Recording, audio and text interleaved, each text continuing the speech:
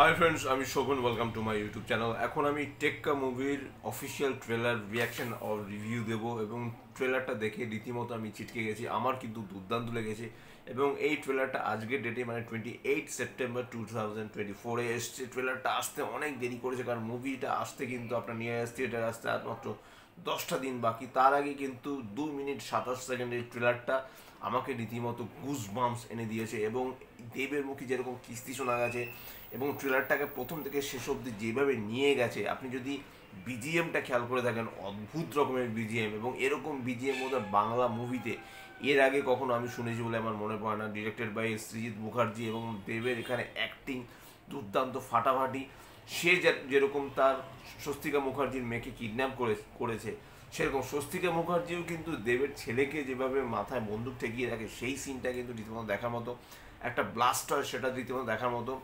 বেশ কিছু কমান্ডো নিচ থেকে উপরে উঠছে, সেইভাবে যখন যে পিওভি শটটা নেওয়া হয় সেটা কিন্তু রীতিমতো দেখার মতো। এছাড়া কিন্তু প্রত্যেকটা ক্যারেক্টার, টোটা রায়চৌধুরী একটু সময়ের জন্য রয়েছে, তার হাসিটা দুর্দান্ত। এবং এখানে কি কোথাও গিয়ে চাকরি দুর্নীতির ব্যাপারটা চলে আসছে, কারণ এখানে কিন্তু বোঝাই যাচ্ছে যে দেব এখানে যে সে যে স্বস্তিকার মেয়েকে যে কিডন্যাপ করেছে, তার মেইন রিজন একটাই, সেটা হলো দেবের চাকরি চলে গেছে। চাকরি চলে যাওয়ার জন্য সে কিন্তু এই কিডন্যাপটা করে। কাজে কোথাও গিয়ে চাকরির দুর্নীতির ব্যাপারটা হয়তো বা এই মুভিতে সব থেকে বেশি ফোকাস করা হবে এবং পুরো রিয়েলিস্টিক একটা ভাইব কিন্তু এনে দিয়েছে এই ট্রেলারটার মধ্যে। এবং একটা সিনেমা দুর্দান্ত লেগেছে, যেখানে রুক্মিণী মৈত্র সানগ্লাসের মধ্যে অপোজিট দিকে তার যে দুজন সহকর্মী রয়েছে, পুলিশ ইন্সপেক্টর রয়েছে, তাদের দেখা যাচ্ছে এবং রুক্মিণী মৈত্রের একটা সিন রয়েছে, মানে উড়ে গিয়ে লিফটের কাছে চলে যায়, সেই জায়গাটা রয়েছে। এবং এছাড়া কিন্তু অন্য ক্যারেক্টারে যারা রয়েছে, প্রত্যেকটা ক্যারেক্টার কিন্তু দুর্দান্ত। নীলকে একটু সময়ের জন্য দেখা গেছে এবং তার ক্যারেক্টারটা ভালো। এবং দেবের মুখে যেরকম খিস্তি শোনা গেছে না, সেটা যখন রীতিমতো হলে আপনারা শুনবেন, দেখবেন, তখন কিন্তু বস সিটি পড়বে, এটা বলতেই বাধ্য হচ্ছে। কোথাও কি হয়তো আমরা সেই 22শে শ্রাবণে যে প্রবীর রায় চৌধুরীরা প্রবীর দত্ত, মোস্ট প্রবাবলি, আমি ক্যারেক্টারটার নামটা মনে করতে পারছি না, মানে বুমাদের যে ক্যারেক্টারটা ছিল সেখানে যেরকম কাঁচা কাঁচা কিস্তি মারতো, এখানে হয়তো বেশ কিছু কাঁচা কিস্তি রয়েছে। অতএব এই মুভিটা কিন্তু সপরিবারে দেখার মতো ছবি কিনা সেই ব্যাপারটা একটু ডাউটফুল আমার রয়েছে। কারণ দেখুন, বাচ্চাদের নিয়ে গেলে তারা এই জাতীয় ল্যাঙ্গুয়েজ শুনলে পরে তারা হয়তো অনেক, তাদের মনে হয়তো অনেক কোশ্চিন মার্ক চলে আসতে পারে, তো সেটা আলাদা ব্যাপার। কিন্তু তারপর আমি বলবো, যেভাবে মধুরা পালিতের ডিওপি মারাত্মক লেভেলের, এডিট তো দুর্দান্ত হয়েছে, বিজিএম দুর্দান্ত হয়েছে এবং যেভাবে গেছে স্বস্তিকা মুখার্জি যখন বলে কত টাকা লাগবে, সেই জায়গাটা একটা ব্লাস্ট। এবং শুরুতে যেভাবে দেখানো হয় যে বেশ কিছু মানুষ ছুটে আসছে এবং দেব একটা মেয়েকে কাঁধে নিয়ে ছুটছে এবং যখন একটা চাকরির ব্যাপার চলে আসে, যে রুক্মিণী মৈত্র যখন ওই লোকটাকে জিজ্ঞাসা করে যে কতদিন ধরে কাজ করছে, লোকটা এক্স্যাক্টলি বলতে পারে না সেই জায়গাটা। এবং আবার যখন লোকটাকে যখন দেবকে যখন লোকটা বলছে যে তুমি কালকে থেকে জয়েন করবে কাজে, কালকে থেকে না, আজকে থেকে, তারপর যখন একটা গুলির আওয়াজ হয়, সেই গুলিটা এক্স্যাক্টলি কি সেই লোকটাকে করা হয়, এরকম একটা দ্বন্দ্ব, এরকম একটা মানে কুয়াশার মধ্যে কিন্তু ডিরেক্টর কিন্তু অডিয়েন্সকে রেখেছে। এবং এরকম ট্রেলারটাই হওয়া উচিত। একটা ট্রেলার দেখে কিন্তু কোনো মতেই কিন্তু বোঝা সম্ভব নয় যে অ্যাকচুয়ালি জিনিসটা কি হতে চলেছে। চাকরি দুর্নীতি রয়েছে, সেটা অবশ্যই এখানে হাইলাইট করা হয়েছে, সেটা তো অবশ্যই বোঝাই যাচ্ছে।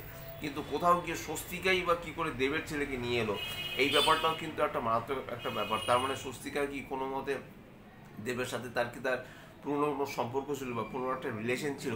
আবার কোথাও গিয়ে যখন রুক্মিণী মৈত্র যখন দেবের বলে আমি আপনার সাথে একটু কথা বলতে চাই, তারপরে পিস্তলটাকে সে যখন ছুঁড়ে মারে, তারপর কিন্তু তার হাতে কিন্তু সে কিন্তু নিরস্ত্র থাকে, তারপরেই বা কী হতে চায়। এদিকে দুজন সাংবাদিক, তারাও কিন্তু আটকা পড়ে থাকে ইন দ্য সেন্স, তারা কিন্তু সেই সময় টাইমটায় সেই বিল্ডিং স্পেন্ড করে এবং তাদের হাতে ক্যামেরা থাকে, তারা কিন্তু লাইভ হয়তো বা কিছু সেখানে করে।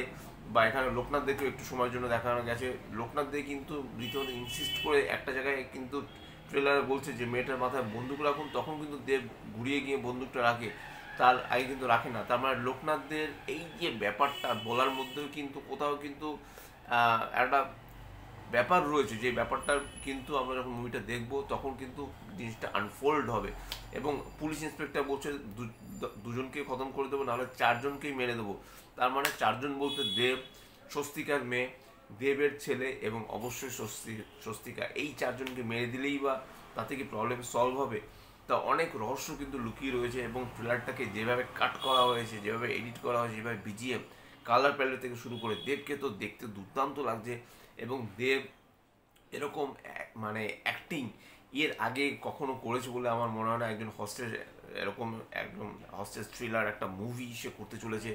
এবং দেব এন্টারটেনমেন্ট ভেঞ্চার্স থেকে মুভিটা 8 অক্টোবর 2024-এ মানে পঞ্চমীর দিন কিন্তু আপনার নিয়ারেস্ট থিয়েটারে হিট করতে চলেছে আপনার এই মুভিটা।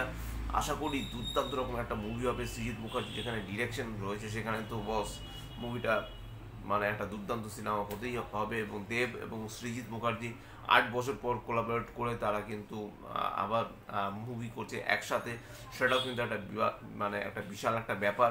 তা সব মিলে কিন্তু আমার ট্রেলারটা কিন্তু দুর্দান্ত লেগেছে। তোমরা যারা ট্রেলারটা দেখো নি, ট্রেলারটা দেখো, ইউটিউবে গিয়ে সার্চ করো টেক্কা অফিসিয়াল ট্রেলার, তবেই দেখতে পাবে। বা দেব এন্টারটেনমেন্ট ভেঞ্চার তাদের যে অফিসিয়াল ইউটিউব চ্যানেল রয়েছে, সেখানে গিয়েও কিন্তু তোমরা টেক্কার এই ট্রেলারটা দেখতে পাবে।